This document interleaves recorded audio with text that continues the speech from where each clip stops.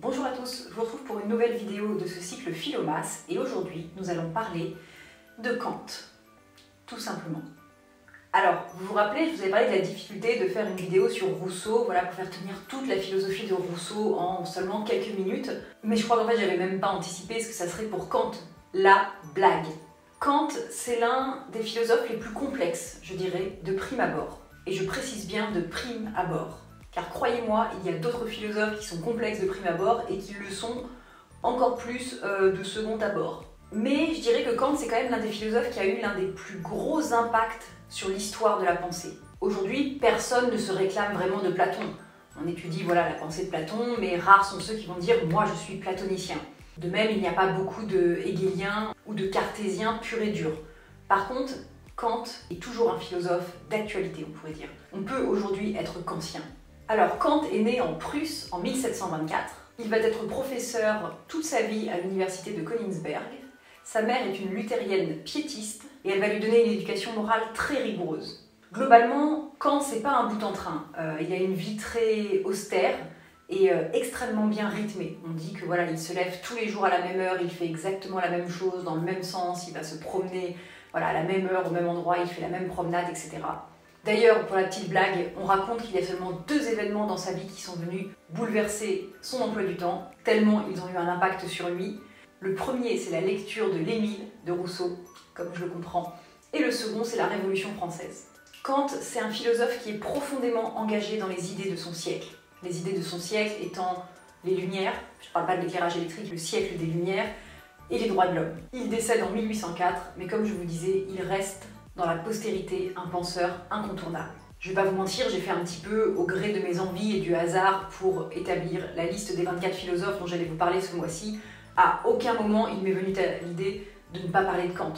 Ça aurait été vraiment manquer une marche dans l'histoire de la philosophie.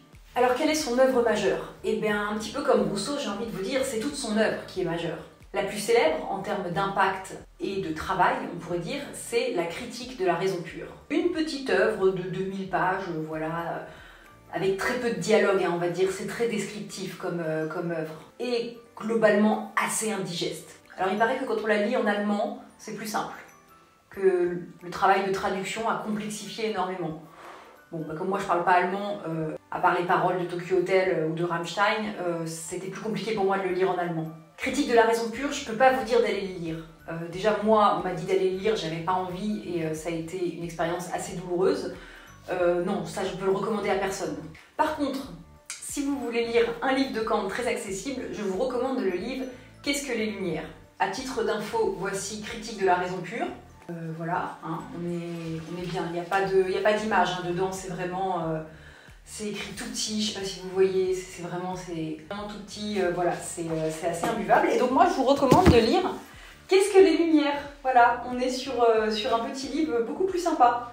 Voilà, Qu'est-ce que les Lumières? Très bon ouvrage, voilà, où Kant répond à la question qu'est-ce que les Lumières? Et ça permet de faire une bonne introduction au style de Kant. Voilà, bon, reprenons. Aujourd'hui, je ne vais pas vous faire un exposé de toute la philosophie de Kant, mais je vais essayer de vous parler des sujets et des principes de sa philosophie. Kant, c'est un peu une LV3. C'est magnifique, hein, mais si vous n'avez pas appris à la parler, vous ne comprenez pas. D'ailleurs, je vous ai fait une vidéo là-dessus, en dessin. Je me suis dit, ça fera passer un peu Kant, et je vous invite à aller la voir. Critique de la raison pure s'ouvre sur cette citation de Kant « Hume m'a réveillé de mon sommeil dogmatique ». En gros, la philosophie de Hume, l'empirisme de Hume, lui a mis une claque dans la gueule. La philosophie de Kant se présente donc comme une critique, alors critique non pas au sens de « c'est nul », mais au sens de examen, comme un critique littéraire voilà, qui va faire un examen des livres qu'il lit, donc un examen des pouvoirs de la raison. Il qualifie sa philosophie de transcendantale. Encore une fois, c'est pas au sens de « elle est transcendante cette philosophie, genre elle est géniale ». Non, pour Kant, transcendantal signifie qu'il s'interroge sur les conditions de la possibilité de la connaissance. Il ne s'agit pas de savoir qu'est-ce qu'on connaît, mais comment on fait pour savoir, comment on fait pour connaître. C'est le pas juste avant. En fait, Kant, c'est un peu une sorte de chercheur en neurosciences avant l'invention des scanners.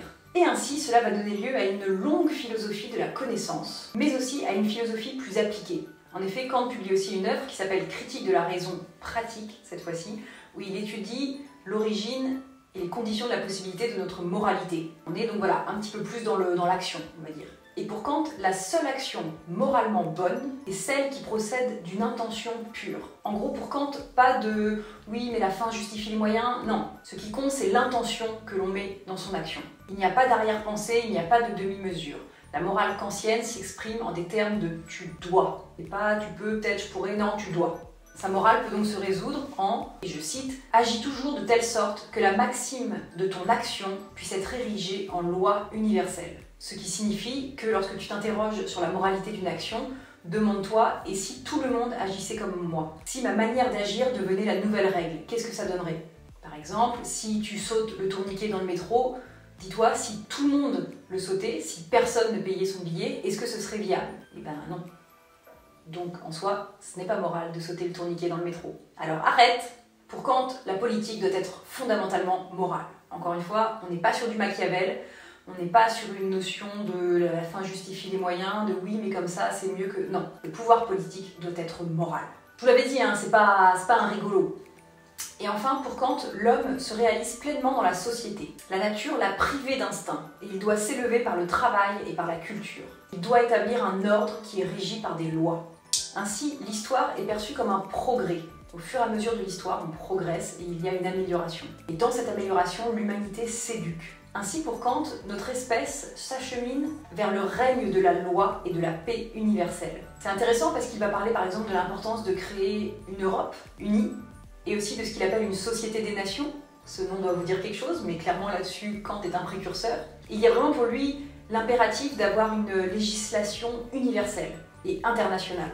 Il n'y a que comme ça que l'on pourra atteindre la paix et créer un ordre juridique qui permettra à l'homme d'être autonome et de surmonter sa sauvagerie naturelle. Comme je vous disais, c'est toujours très important de replacer un philosophe dans son contexte historique. Kant écrit à une époque où l'Allemagne n'est pas unifiée, vous voyez, lui il est né en Prusse, il n'est pas né en Allemagne, à une époque où on connaît du coup la Révolution française, il y a énormément de guerres, que ce soit en Europe, que ce soit des guerres civiles, et on commence peu à peu à s'émanciper des dogmes religieux. On assiste à la naissance de l'individualisme, de l'individu en tant que tel, et on comprend comment tous ces événements ont impacté la philosophie de Kant, mais aussi comment sa philosophie les a impactés. Kant est une référence, d'une part pour le fond de sa philosophie, le fond de sa pensée, et de ses propos qui sont quasiment visionnaires lorsqu'on parle de société des nations, lorsque l'on parle d'Europe unifiée et de droit international, mais aussi dans l'exactitude de ses démonstrations.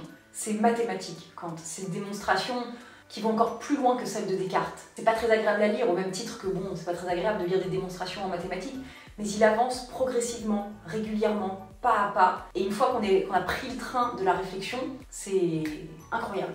Aujourd'hui, Kant est très utilisé comme argument dans les débats notamment de bioéthique, avec tout l'aspect de la dignité humaine, à savoir que la personne ne doit jamais être considérée comme un moyen, mais toujours comme une fin. Je vous invite à aller voir ma vidéo à ce sujet. Et honnêtement, je trouve que ça vaut le coup de passer un petit peu de temps à comprendre son vocabulaire, à comprendre un petit peu les mécanismes de sa philosophie pour vraiment pouvoir profiter de ses propos et de ses théories. Voilà, c'est tout pour aujourd'hui. J'espère que cette vidéo vous a plu et je vous dis à demain pour une nouvelle vidéo.